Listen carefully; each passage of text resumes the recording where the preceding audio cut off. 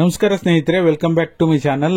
ಸಮಸ್ತ ನಮ್ಮೆಲ್ಲ ಯೂಟ್ಯೂಬ್ ಕುಟುಂಬದ ಸದಸ್ಯರುಗಳಿಗೆ ರಾಮನವಮಿ ಹಬ್ಬದ ಶುಭಾಶಯಗಳು. ಭಗವಂತ ನಿಮಗೆ ಆಯುರ ಆರೋಗ್ಯ ಕೊಟ್ಟು ಕಾಪಾಡಲಿ ಅಂತ ಹೇಳಿ ವಿಡಿಯೋನ ಸ್ಟಾರ್ಟ್ ಮಾಡ್ತಾ ಇದ್ದೀನಿ. ಗೃಹಲಕ್ಷ್ಮಿ 19ನೇ ಕಂತಿನಲ್ಲಿ ನಿಮಗೆ 2 ಗುಡ್ ನ್ಯೂಸ್ ಇದೆ, ಖಂಡಿತವಾಗ್ಲೂ ತಿಳಿಸ್ಕೊಡ್ತೀನಿ. ಪೂರ್ತಿ ವಿಡಿಯೋನ ನೋಡಿ. ನೀವೇನಾದ್ರೂ ಹೊಸದಾಗಿ ನಮ್ಮ ಚಾನಲ್ ನೋಡ್ತೀರಾ ಅಂತ ಸಬ್ಸ್ಕ್ರೈಬ್ ಮಾಡ್ಕೊಳ್ಳಿ. ಹಾಗೆ ಎಲ್ಲರೂ ವಿಡಿಯೋಕ್ಕೆ ಒಂದು ಲೈಕ್ ಕೊಡುವ ಮೂಲಕ ಸಪೋರ್ಟ್ ಮಾಡಿ.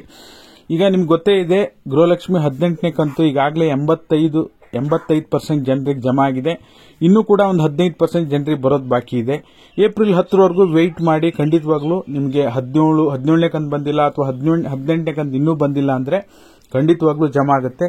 ಯಾವುದೇ ರೀತಿ ನೀವು ಬದಲಾವಣೆಯನ್ನಾಗಲಿ KYC ಯನ್ನಾಗಲಿ ಮಾಡುವಂತ ಅವಶ್ಯಕತೆ ಇಲ್ಲ. ಓಕೆನಾ?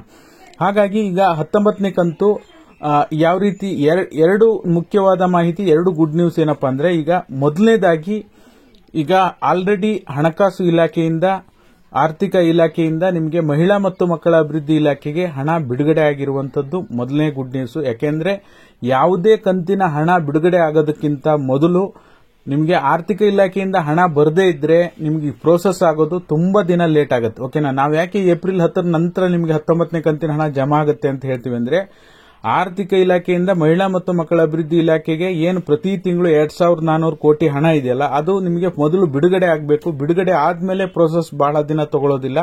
ಈಗ ಬಾಕಿ ಕಂತುಗಳನ್ನ ಕ್ಲಿಯರ್ ಮಾಡಿಬಿಟ್ಟೆ 19ನೇ ಕಂತಿನ ಹಣವನ್ನ ಏಪ್ರಿಲ್ 2ನೇ ವಾರದಲ್ಲಿ ಬಿಡುಗಡೆ ಮಾಡ್ತೀವಿ ಅಂತ ಸಚಿವೆ ಲಕ್ಷ್ಮೀ ಹೆಬ್ಬಾಳ್ಕರ್ ಮೇಡಮ್ ಹೇಳಿರೋದ್ರಿಂದ ಇದು ನಿಮಗೆ 19ನೇ ಕಂತಿಗೆ ಒಂದು ಸಮಾಧಾನಕರ ವಿಷಯ ಅಂತ ಹೇಳ್ಬೋದು.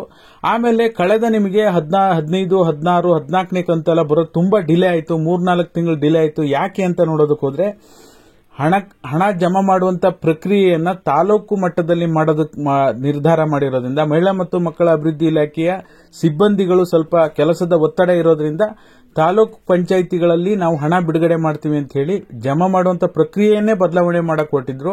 ಅದರಿಂದ ಪ್ರಮುಖವಾಗಿ ಹಣ ಜಮಾ ಆಗೋದು ಲೇಟ್ ಆಯಿತು. ಈಗ ಸದ್ಯಕ್ಕಂತೂ ನಿಮಗೆ ಹಣ ಜಮಾ ಮಾಡುವಂತ ಪ್ರಕ್ರಿಯೆ ಮಹಿಳಾ ಮತ್ತು ಮಕ್ಕಳ ಅಭಿವೃದ್ಧಿ ಇಲಾಖೆಯಿಂದನೇ ಮಾಡ್ತಾ ಇರೋದ್ರಿಂದ, ಅದರಲ್ಲೂ ಕೂಡ ಮೊದಲು ಮಹಿಳಾ ಮತ್ತು ಮಕ್ಕಳ ಅಭಿವೃದ್ಧಿ ಇಲಾಖೆಯಿಂದನೇ DBT ಮೂಲಕ ಟ್ರೆಜರಿಗೆ ಹೋಗಿ ಅಲ್ಲಿ ಫಲಾನುಭವಿಗಳ ಖಾತೆಗೆ ಹಣ ಜಮಾ ಆಗ್ತಾ ಇತ್ತು. ಆದ್ರೆ ಈಗ ಅದನ್ನೇ ಹಳೆ ಪದ್ಧತಿನೇ ಮುಂದುವರಿಸ್ತಾ ಇದ್ದಾರೆ. ಅದರಲ್ಲೂ ಕೂಡ ಈಗ 3-4 ದಿನಗಳಲ್ಲಿ 80% ಗಿಂತ ಹೆಚ್ಚು ಜನರಿಗೆ ಹಣ ಜಮಾ ಮಾಡ್ತಾ ಇದ್ದಾರೆ. ಹಾಗಾಗಿ ಇದೊಂದು ಒಳ್ಳೆ ಬೆಳವಣಿಗೆ. ಇದೇ ರೀತಿ ಮುಂದುವರೆದ್ರೆ ಎಲ್ಲರಿಗೂ ಕೂಡ ಅನುಕೂಲ ಆಗುತ್ತೆ. ಇನ್ನು ಮುಂದಿನ ದಿನಗಳಲ್ಲಿ ಶೂರ್ ಶಾಟ್ ಅಂತ ಹೇಳಿ 1-2 ದಿನ 3 ದಿನದಲ್ಲಿ 85 to 90% ಜನರಿಗೆ ಹಣ ಜಮಾ ಮಾಡುವಂತ ಸಾಧ್ಯತೆ ಇರುತ್ತೆ. ಹಾಗಾಗಿ ಯಾವುದೇ ಕಾರಣಕ್ಕೂ ಸರ್ಕಾರ ಇದರಲ್ಲಿ ಬದಲಾವಣೆಯನ್ನ ಮಾಡಕ್ ಹೋಗಬಾರದು ಅಂತ ನನ್ನ ಅಭಿಪ್ರಾಯ. ನಿಮ್ಗೇನ್ ಅನ್ಸುತ್ತೆ ಕಮೆಂಟ್ ಮಾಡುವ ಮೂಲಕ ತಿಳಿಸಿ. ಹಾಗಾಗಿ ನಿಮ್ಗೇನಿದೆ ಅಪ್ಡೇಟ್ ಕೊಡುವಂತ ಕೆಲಸ ಮಾಡಿದ್ದೀನಿ. ವಿಡಿಯೋ ಇಷ್ಟ ಆದರೆ ಲೈಕ್ ಮಾಡಿ, ಶೇರ್ ಮಾಡಿ, ಸಬ್ಸ್ಕ್ರೈಬ್ ಮಾಡಿ. ವಿಡಿಯೋ ನೋಡಿದ್ದಕ್ಕಾಗಿ ಧನ್ಯವಾದಗಳು. Thank you so much for watching. ಮತ್ತೊಮ್ಮೆ ರಾಮನವಮಿ ಹಬ್ಬದ ಶುಭಾಶಯಗಳು.